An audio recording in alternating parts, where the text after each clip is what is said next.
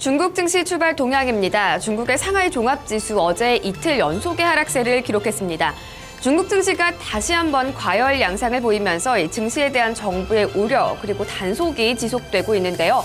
어제 같은 경우에는 중국 정부가 내부자 거래가 있었던 종목에 대해서 전수조사를 착수한다. 이런 소식이 들려왔고요. 이와 함께 또 신용거래 규정을 위반한 금융회사에 대한 신규 조사에 들어간다라는 소식까지도 함께 나왔습니다. 이런 정부발 규제 리스크 우려감에 오늘도 중국 증시 하락세로 출발하고 있는데요.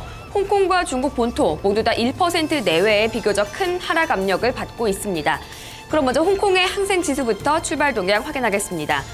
홍콩 항생지수는 현재 약보합권에 머무르고 있습니다. 낙폭이 1% 안쪽에 위치하고 있는 건데요. 0.72% 하락하면서 24,682.31포인트 지나가고 있습니다. 오늘 시가는 24,645포인트 부근이었는데요. 시가보다는 낙폭을 조금 회복하고 있는 모습 확인할 수 있습니다.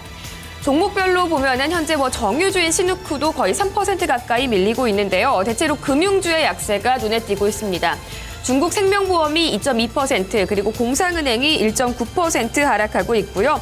중국은행까지도 1.6% 정도 밀려나고 있습니다.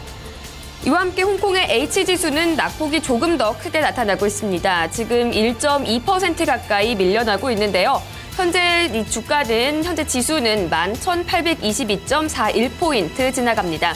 역시 오늘 시가가 11,797포인트였던 점과 비교하면 낙폭은 다소 줄어들고 있는 상태입니다.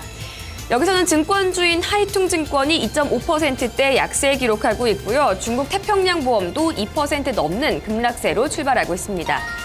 중국 본토 증시는 대체로 1% 이상의 하락세를 기록하고 있습니다. 우선 상하이 종합지수가 현재 낙폭을 좀 줄이긴 했지만 여전히 1%대로 비교적 큰 하락세 보여주고 있는데요. 1.22% 하락하면서 3,264.02포인트 지나가고 있습니다. 오늘 시가 3,259포인트 기록했었고요. 장중에 3,252포인트까지 초반에 가파르게 밀려나기도 했습니다. 상하이 A지수 역시 계속해서 약세권에서 움직이고 있습니다.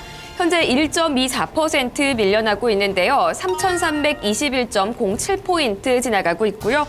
오늘 시가는 3,314.92포인트 기록했습니다. 오늘 이 하락세 대형주가 이끌고 있습니다. 대형주들이 지금 1.31%나 밀려나고 있는데요. 현재 지수는 7,792.23포인트 지나가고 있습니다. 오늘 장 초반에 상하이 180지수는 7,775포인트까지 밀려나기도 했습니다. 다만 중형주 지수는 이 전반적인 시장에 비해서는 다소 안정적인 흐름을 이어가고 있습니다. 지금 낙폭을 줄여가면서 0.75% 밀려나고 있고요. 5,129.28포인트 지나가고 있습니다.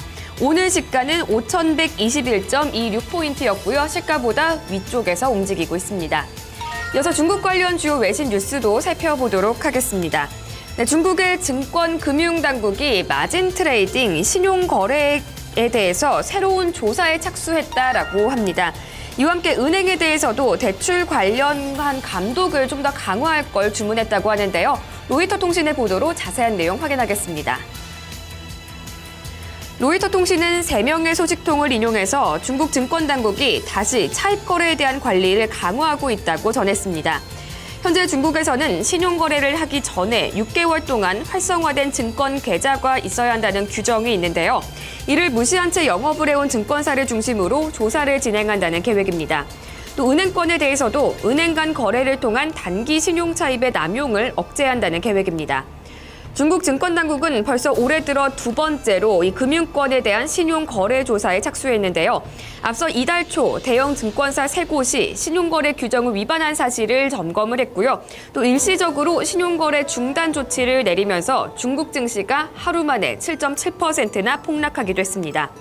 중국 증시에서는 개인 투자자의 비중이 높은 만큼 신용거래 규제가 이들의 유동성을 옥죄할 수 있다는 우려 때문이었습니다. 당시 잠시 소강 상태를 보였던 신용거래 증가세는 현재 다시 회복이 됐는데요. 지난 화요일에는 신용거래 금액이 7,790억 위안, 1,245억 달러를 기록하면서 사상 최대치를 나타냈습니다.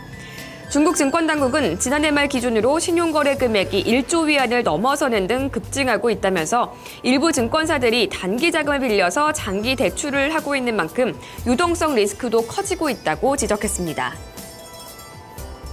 다음 소식 보겠습니다. 중국 최대 전자상거래 기업 알리바바가 결국은 짝퉁의 발목이 잡히게 생겼습니다. 중국 정부가 알리바바의 위조품 문제 등에 대한 행정 처분을 내린 건데요. 로이터 통신의 보도로 자세한 내용 보겠습니다. 네, 중국 국무원 산하 국가공상행정관리총국은 어제 알리바바에 대한 행정처분 백서를 공개했습니다. 알리바바 사이트에서 상품권을 위반한 상품 혹은 수준 이하의 상품이 다수 판매되고 있다고 지적을 한 건데요. 이에 대한 해결을 촉구했습니다.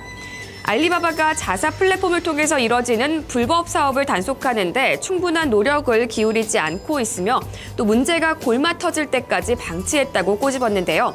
알리바바 직원들이 뇌물을 받고 상품을 타오바오몰에 입점시켜주거나 검색 순위를 조작해줬다는 점도 지적했습니다. 이번 정부의 견제는 이례적으로 강한 톤으로 나왔는데요. 중국 기업이 정부와의 관계가 악화될 경우 사업에 악영향을 받을 수 있다는 우려에 어제 뉴욕 시장에서 알리바바의 주가는 4.6%나 급락하기도 했습니다.